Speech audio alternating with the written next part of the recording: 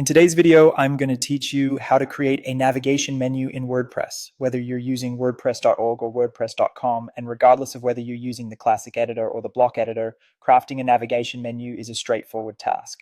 Let's dive into this important aspect of setting up your website. First, let's get a quick overview of what WordPress offers when it comes to menu management. If you're using WordPress.org, the core functionality provides you with a built-in menu management system, which can be accessed under Appearance and then Menus. This feature allows you to easily manage your menu items from a centralized location.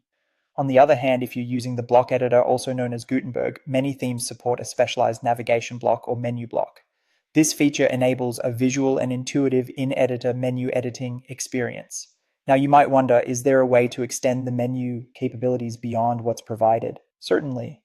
By using plugins or registering multiple menu locations in code, you can customize your menu experience even further, but that's a topic for another day. Let's now walk through the steps of using the built-in menu system for WordPress.org sites.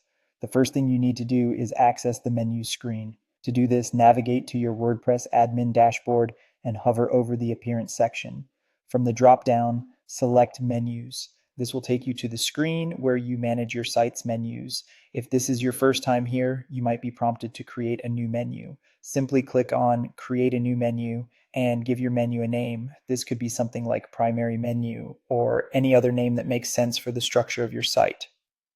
Next, it's time to add items to your menu. On the left side of the menu editor, you'll find options such as pages, posts, custom links, and categories. Select the items you want to include by checking them and then click Add to Menu. Once added, you can arrange them in the desired order by dragging and dropping.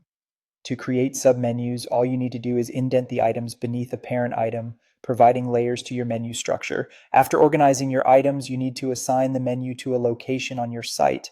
In the menu settings area, you'll see your theme's designated locations such as primary menu, header menu, or more unique options like top bar, social menu, or footer menu. Check the box for your preferred location to ensure your menu appears where you want it.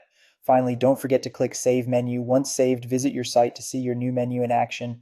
Make sure the menu appears in the chosen location and all the links direct you to the correct pages. And that's it. You've successfully created a navigation menu on WordPress. If you found this tutorial helpful, don't forget to like this video and subscribe to my channel for more WordPress tips and tutorials.